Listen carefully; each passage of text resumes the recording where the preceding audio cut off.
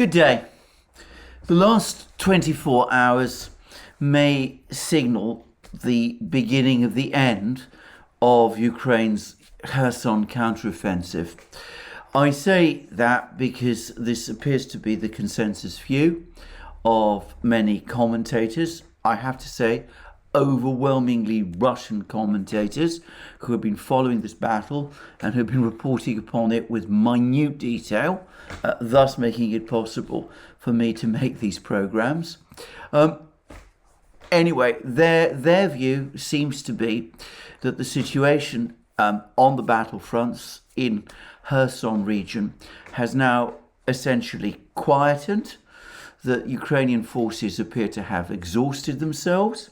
There's been no attacks by the Ukrainians of any significance on many of the locations where the fighting previously took place, and all Ukrainian efforts have been focused increasingly on rescuing their troops who, as of yesterday, were trapped in this bridgehead across the Ingulets River.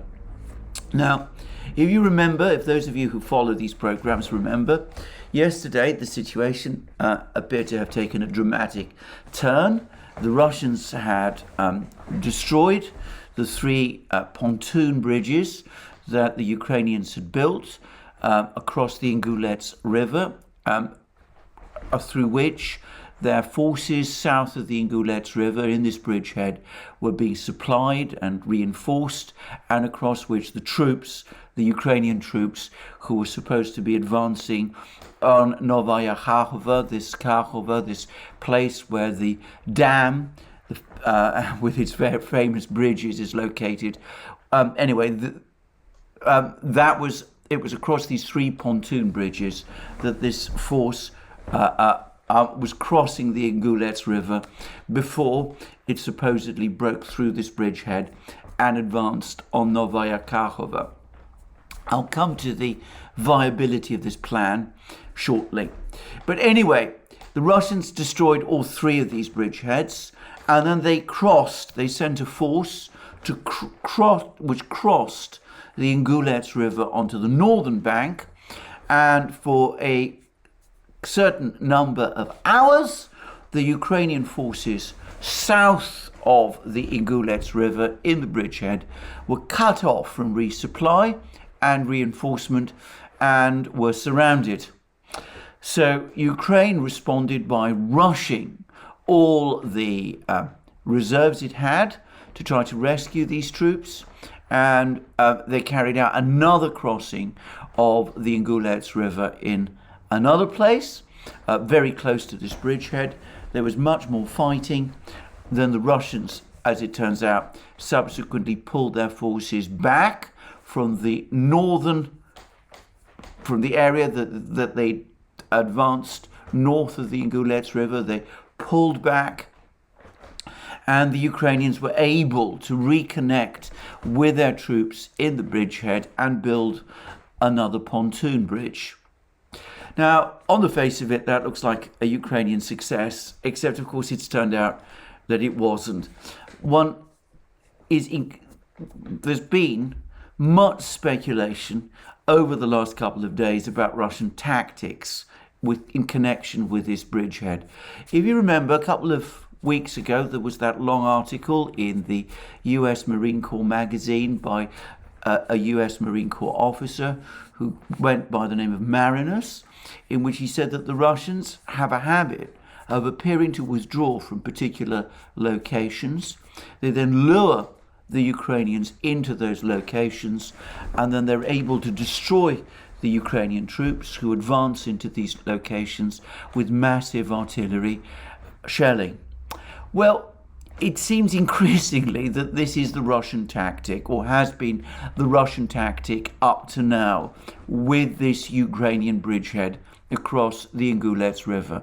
The Russians, for some time, allowed the Ukrainians to maintain those three pontoon bridges. It was always something of a mystery how the Ukrainians were able to maintain these pontoon bridges in an area where the Russians appear to have overwhelming artillery superiority, and where the Russians also have massive air superiority. Anyway, they allowed the Ukrainians to maintain these 3 pontoon bridges. The Ukrainians then crossed over in south of the Ingulets River. They took up their positions. They launched their attacks either towards Davidov Brod, this fortified position the Russians have east of this bridgehead, or south towards Novaya Kharkova. And in each case, they were then overwhelmed by massive Russian artillery and airstrikes and had to pull back with extremely severe losses. Well, it seems that what actually happened yesterday is that the Russians played the same game all over again. They withdrew. They allowed the Ukrainians to build another pontoon bridge.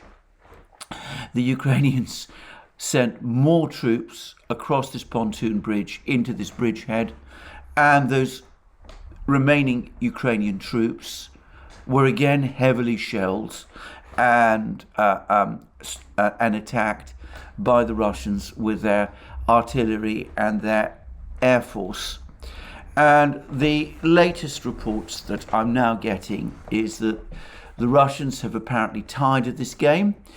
It seems that Ukrainian reserves in this area are now almost exhausted. It seems that the troops that the Ukrainians sent into this bridgehead over the last few hours had to walk across because they'd run out of armored vehicles, and that there were fewer of them. And the result is that the Russians are now actually physically counterattacking within the bridgehead itself.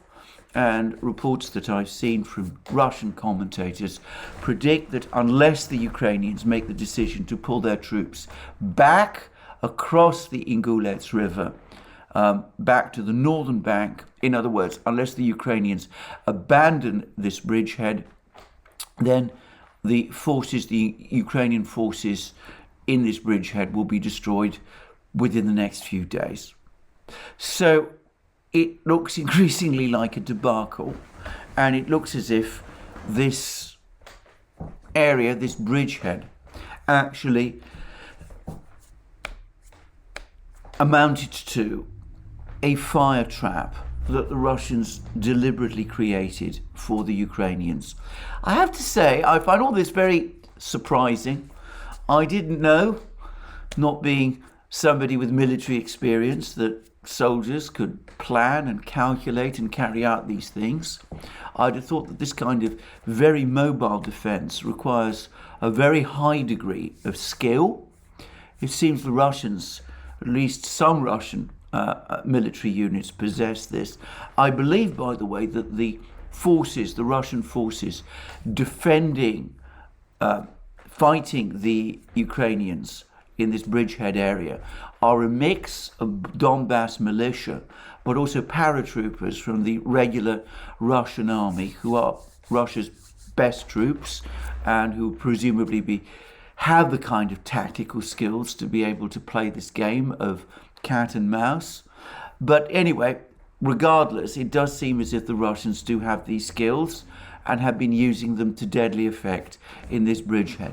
Certainly, it makes an interesting contrast to the way the Ukrainians defend their positions, which is that they do not engage in this kind of tactical maneuvering, appearing to retreat, drawing the enemy into fire traps, and then hitting, and then counterattacking and inflicting massive casualties that way. Instead, Ukrainian practice throughout this war has been to defend every single millimeter of territory, not to retreat at any point, and as a result, it's the Ukrainians who've been suffering the heavy losses, even whilst they maintain the defensive, while they fight on the defensive. So I just comment on this. As I said, it was not known to me that this kind of game could be played. I would suggest that if this is an accurate reflection of Russian tactics in this area, then again we see the difference between the game when it's played by professionals, military professionals, who know what they're doing, who have high experience and who command well-trained and disciplined soldiers, and the Ukrainians, whose approach to this war has suggested a certain level of amateurism. There is, by the way, one piece of mystery or intrigue about this affair. I've said that the Ukrainian troops, who in the last couple of hours crossed this one further pontoon bridge they were able to build, that the Ukrainian troops who crossed this pontoon bridge did so on foot. There was apparently a small group of tanks that also entered this bridgehead, Ukrainian tanks. The Ukrainians have committed huge numbers of tanks to this bridgehead, and reports say that the bridgehead is littered with the burnt out Ukrainian tanks, which the Russians have destroyed. But there was something rather unusual about this particular report about these tanks, because the Russian reporters on the ground identified them as Leopard 2s. Now, the Leopard 2 is a tank designed and built by Germany. It's a Western tank. All the tanks that the Ukrainians have operated in this war up to now are Soviet derivative tanks. T-64s built in Ukraine itself, or left over from the former Soviet army, or T-72s predominantly supplied by countries like Slovakia and Poland. Leopard 2s, as I said, are Western tanks designed and built in Germany. By all accounts, they are amongst NATO's best tanks, though those who know about such things, I've been reading various commentators about this, suggest that this current Russian T-90 tank is at least the equal of the Leopard 2. Well, I'm not going to speculate about that. I don't have that kind of knowledge. But anyway, the point is that these were Leopard 2s. Now, these would be the first Western tanks that Ukraine has fielded in this war. If, it's a big if this report is correct. Now, what makes this all very interesting and rather mysterious is that there is no report of any NATO country having supplied Leopard 2s to Ukraine. The closest we got to that was an attempt by the Spanish government to supply Leopard 2s, old Leopard 2s. The Spanish military was implacably opposed, and eventually the idea was abandoned, with the Spanish government giving the excuse that the Leopard 2s they were going to supply to Ukraine were old and needed refurbishment and were not in a fit condition to be sent into battle. We've had no other reports of any other NATO power supplying Leopard 2s to Ukraine. So, if Ukraine did get these Leopard 2s, where did they come from? Well, countries outside NATO do operate Leopard 2s, and it's conceivable that the Western powers have bought some of these Leopard 2s and have quietly supplied them to Ukraine. That is at least one possibility. But there is another possibility which seems to me much more plausible, which is that these Leopard 2s were supplied by Poland. Now, Poland does operate a tank force of around 240 Leopard 2s. So it is conceivable that they could supply Leopard 2s to Ukraine, and perhaps they did so. However, the Ukrainian army has no experience of operating Leopard 2s. And apparently this is a demanding tank to operate, and it would take at least 6 months, perhaps a year, before a tank crew was trained to operate the Leopard 2 to any degree of proficiency. So, how then could Leopard 2s be used in this battle? Well, it could be that Poland or someone else did supply Ukraine with some Leopard 2s, and the Ukrainians might have tried to operate them themselves, even though they lack the skills to do so. That wouldn't be something new. I mean, I think that there has to be at least a possibility that if they were Leopard 2s, if they were supplied by Poland, then the operators of these Leopard 2s are Polish military, or perhaps more plausibly, ex-Polish military. Lots of ifs. We haven't seen any pictures of these Leopard 2s, and as I said, it could be a misidentification, though I would say the Leopard 2 does look very different from the T-64 and the T-72. And so it could be, however, that this is a misidentification, or it could be, as I said, that there are other explanations for this. Perhaps mercenaries were being used to operate these Leopard 2s. But one way or the other, this does seem to me to be the first tentative sign that what many have speculated is actually true, and that there are indeed Polish soldiers, Polish military, either active military or perhaps more plausibly retired military, fighting alongside the Ukrainians in this war. Anyway, and regardless, their presence seems to have made no difference to this particular battle. As I said, the Russians, or at least the Russian commentators who have been discussing this battle, predict that if the Ukrainians do decide to pull their troops out of the bridgehead, which is the only sensible thing for them to do, then the bridgehead will collapse possibly today. If they decide instead to make a fight of this, it will take a little longer, but the Russians are now working to clean up this bridgehead.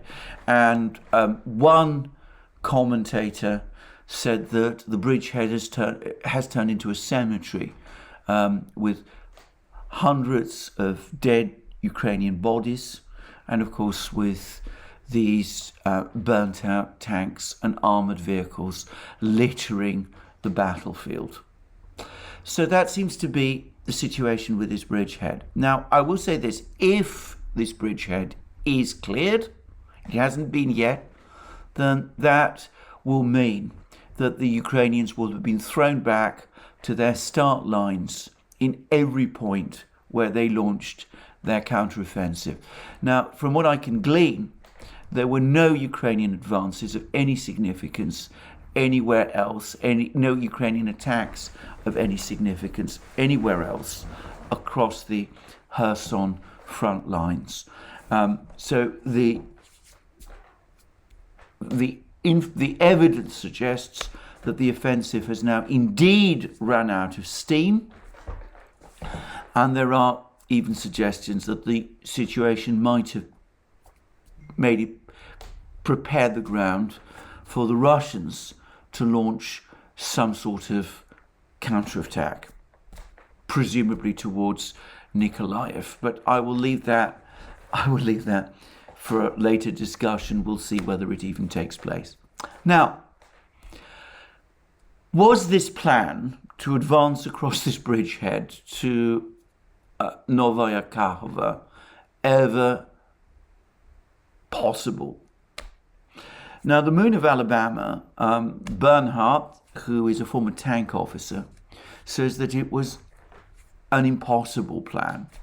He says that the distance from this bridgehead to Novaya Kakhova is 50 kilometers, 50 kilometers across open country.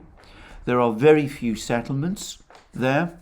Most of the intervening settlements between the bridgehead and Novaya Kakhova, this is a thinly populated area of open steppe. And he also suggests that to the extent that there are these settlements, they're very small, and the buildings are also very small, usually of one story.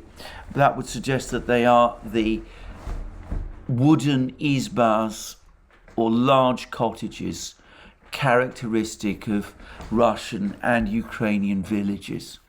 In other words, there is essentially no cover. And Bernhardt says, Munawalabana says, that the idea of advancing a force without air cover all the way to Novaya Kakhova in the face of overwhelming artillery power from the Russian side well, he doesn't use the words, but essentially fantastical. So what exactly was the plan? Because I would have thought that if Bernhardt is right, and all the evidence seems to support him, why launch this offensive in this way at all? I mean, there's been suggestions that this was all purely a PR exercise, that Ukraine simply pretended to launch an offensive, even at the cost of thousands of lives, in order to satisfy its Western sponsors. I think that is partly true. There's also suggestions that Ukraine perhaps had some expectations that the Russians would themselves break down, their defenses would break down.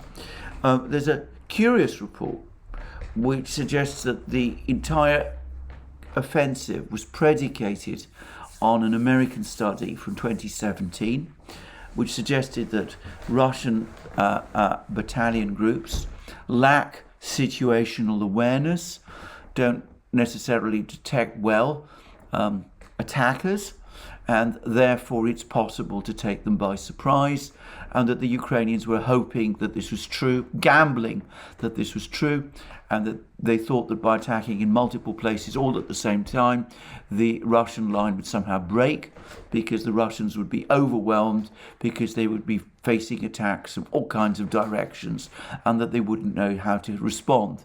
Well, that seems to me possible, but again, an extraordinary gamble, given the enormous resources in artillery, missiles and aircraft that the Russians possess in this area. I'm going to suggest that there might have been a third reason, and that is these connected with these Ukrainian missile strikes across these bridges across the Dnieper River, the Antonovsky Bridge and the two bridges over the dam at Novaya Kakhova. It could be that the Ukrainians believed that the Russians were indeed dependent for resupply upon these two bridges, that they assumed that that these missile attacks, these HIMARS missile attacks, would indeed be able to do irreparable damage to these bridges, and that cut off from resupply, the Russians would have no choice but to pull back across the Dnieper, abandoning Kherson once the Ukrainians launched their offensive. In other words, that the entire offensive was based on a theory connected to the rupture of Russian supply lines. Now, I say that because there's been an enormous amount of discussion and suggestions about this, especially in the British media, about how the Russian forces west of the Dnieper, the forces attacked by Ukraine over the course of this offensive, had been cut off from resupply. Well, if that was the calculation, it's starting to look as if it was seriously wrong. First of all, the Russians didn't pull their forces back to the east of the Dnieper. They didn't retreat in the face of this Ukrainian advance and abandon Kherson to the Ukrainians. Secondly, it does seem, despite these attacks on the bridges, that they have been able to keep their troops resupplied. There is no evidence that Russian forces west of the Dnieper have been lacking in supplies of food, ammunition, or that sort of thing. There's no evidence, by the way, that the city of Kherson is lacking in supplies of food, fuel, and such things. Now, there's been lots of reports about the Russians establishing various ferries and pontoon bridges and such like, and no doubt they have been able to keep their forces across the Dnieper, west of the Dnieper. They've been able to keep them supplied, and they've been able to reduce use of the bridges. I have always said that the most important of these bridges by far is the railway bridge across the Novaya Kakhovka River. It seems that the Ukrainians have never succeeded in rupturing that bridge. They have managed to stop traffic across the Antonovsky Bridge in Kherson itself, which, by the way, suffered another HIMARS missile strike earlier today. So they've been able to stop traffic across that bridge, but the Russians have created alternatives. Now, over the course of the last couple of hours, there's been pictures, satellite pictures circulating of what is claimed to be a break in the bridge, the road bridge across the Novaya Kakhovka Dam. Now, this is a much less important bridge, but for what it's worth, this doesn't look to me like that bridge. And I have to say, this is something that others on Telegram and other places have also been saying. It doesn't look to me like the bridge across the Novaya Kakhovka Dam. It looks instead like another small bridge across a stretch of road which crosses over some sort of artificial canal. The bridge has indeed been severed, but the gap looks to be about 30 to 50 meters wide. That's other people's estimates, not mine. And it's been suggested by people who know about these things that military engineers would have no difficulty closing a gap like this, and it might even be easier anyway, given that this does look like a shallow canal, to actually fill up the canal itself with gravel and build a road bridge, or rather build a road space on top of the gravel.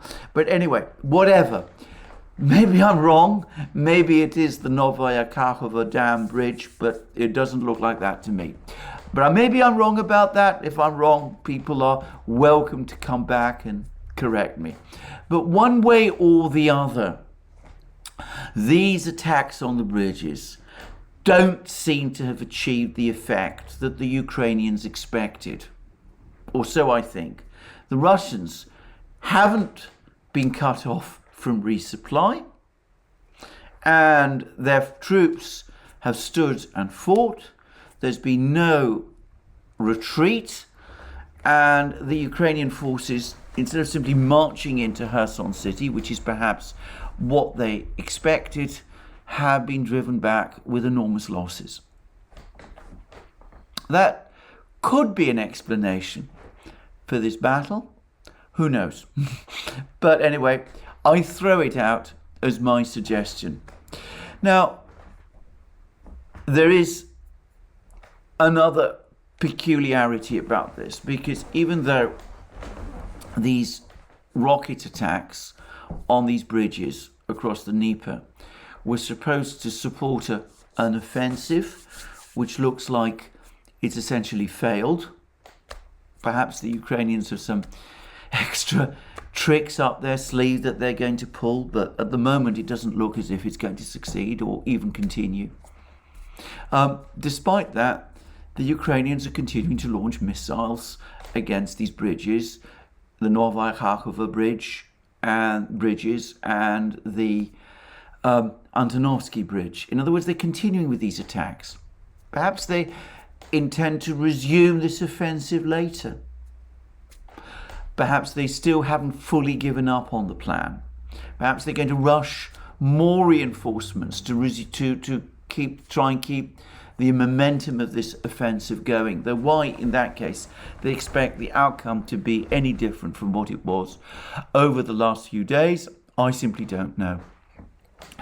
But what I will say is this: it is consistent. This practice is consistent with something that the Ukrainians do, which is that when they start something, they continue to do it even after it has visibly failed. Same happened over the last couple of hours with a second attempt to seize the Zaporozhye nuclear power plant with a force sent by boat across the Kakhovka reservoir. Again, the Russians detected it. Russian aircraft were sent to attack the boats. The boats were indeed attacked by the Russian aircraft. Many of the boats were destroyed. Lots of Ukrainian soldiers, special forces soldiers, were killed. The others had to turn back to the coast, to the Ukrainian part of the coastline, where they were again attacked by Russian missiles and artillery and no doubt aircraft.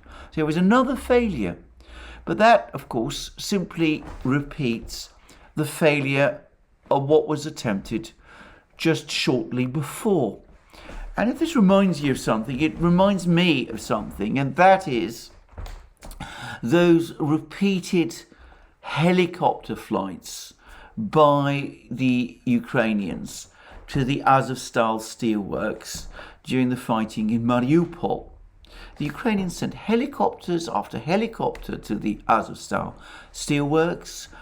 Those helicopters were steadily shot down by the Russian air defenses, and yet the Ukrainians continue to do it. And eventually, what seems to have happened is that they seem to have lost their entire, or most of their helicopters, trying to keep this operation going, to the point where the United States had to supply Ukraine with 20 or so Mi-17 helicopters to replace those that Ukraine had lost over the course of this Azovstal operation. Now, I ought to say that this is an area where I do know a few things, which is that the Mi-8 helicopter, which the Ukrainians were using to reach the Azovstal steelworks, is a very well-established, very reliable, very economical transport helicopter developed by the Soviet Union in the 1960s. It's a workhorse helicopter that is widely used by many, many armies, and which has proved its worth and is the equivalent in helicopter terms of the American C-130 transport aircraft. The Mi-17, which the US has sent to replace these Mi-8s, is a derivative of the Mi-8. It uses more powerful engines, and it does that in order to make it possible for it to operate in high mountain areas. And of course, these particular Mi-17s that the US supplied to Ukraine were Mi-17s sold by the Russians to the United States for resupply to the Afghan Air Force. Afghanistan being, of course, a highly mountainous country.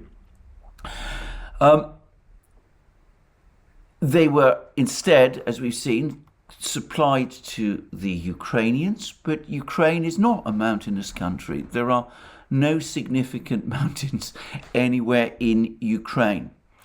So these helicopters, these Mi-17s, are overpowered for the Ukrainian battlefields, which will mean that they have shorter range and are less fuel efficient. That's just me talking for once about something I know a little about. But anyway, putting all that aside, the Ukrainians continued to send all those helicopters to the Azovstal steelworks. They got shot down. The Ukrainians lost practically their entire helicopter fleet doing it, and nobody could quite understand why. And there was all kinds of speculations that, that the Ukrainians were trying to rescue some very important people in the Azovstal steelworks, except it turned out that that wasn't the case. So to this day, this has been a somewhat baffling affair. But I would suggest it's very consistent with what the Ukrainians repeatedly do. They did it with the Azovstal steelworks, with the helicopters. They're doing this with the bridges across the Dnieper in Kherson region. They're shooting extremely expensive HIMARS missiles to punch holes in these bridges, even though the tactical significance, the logistical value of this really seems to have melted away. And of course, they've continued to launch these incredibly expensive in lives, attacks on the Zaporozhye nuclear power station. It's as if once they decide to do something, they just go on doing it, despite the fact that it always fails. There's that famous quote from someone, not Einstein, that doing the same thing again and again and expecting a different result is a sign of insanity. I'm not suggesting that the Ukrainians are insane, but again, it does suggest to me the amateurism of much of the way with which Ukraine is conducting this war. One gets the sense that there are some extremely professional people within the Ukrainian military, possibly General Zaluzhny and his general staff, who understand how to fight this war, but they have to constantly deal with meddling by members of Zelensky's entourage and the claque of advisors from various NATO countries who tell them what to do. And the result is that they get trapped into operations like the missile strikes on the bridges, the helicopter flights to the Azovstal steelworks, and of course the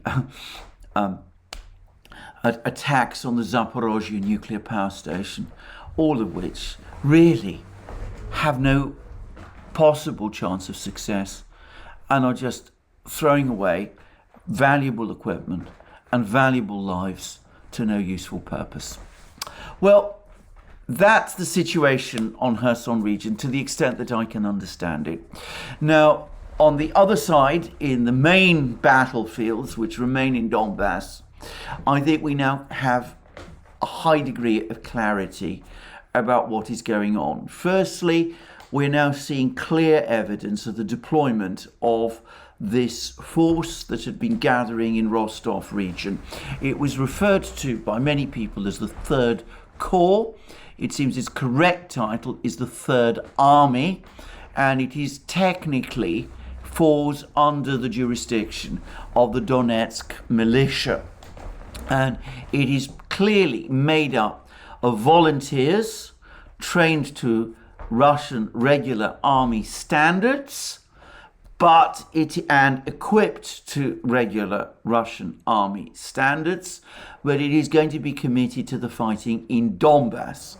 And it is also clear that the primary focus of the Russian offensive in Donbass is not Bakhmut city, but breaking the Ukrainian defense lines around Donetsk city instead.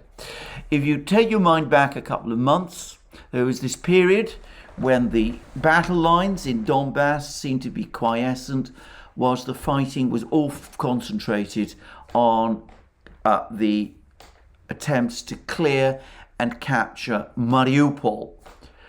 It's now clear that the same thing is happening with these defense lines, these Ukrainian defense lines opposite Donetsk city. This is the major axis of advance. This is where the most of the troops, the offensive troops, are being concentrated. The Russians are pressing on Bakhmut city, on Solidar, on places like Kodema, but these places are being given secondary significance to the main attack, which is against these defense lines in Donetsk city. Now, I have to say, I find this a little surprising.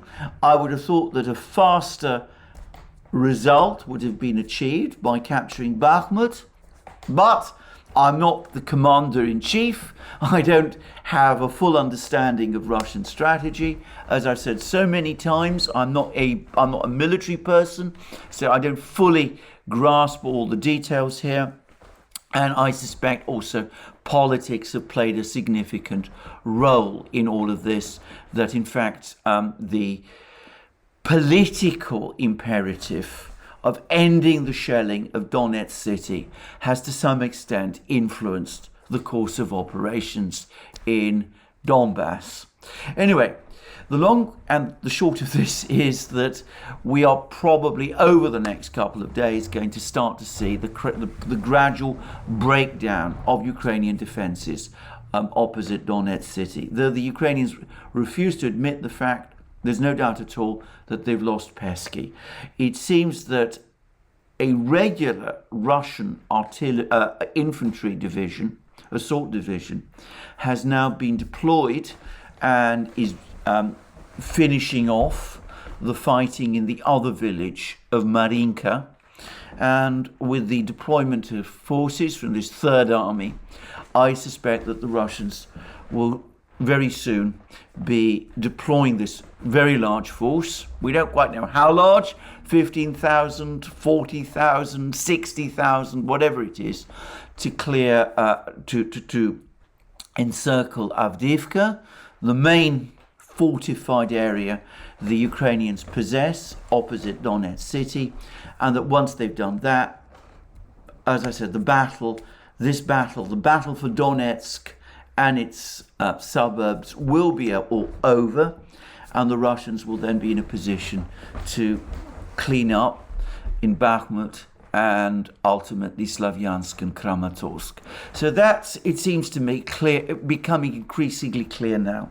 I have to say it's taken me some time to work this out, partly I should say because I've always assumed that Bakhmut city was the objective, but it's clear that that is not the case.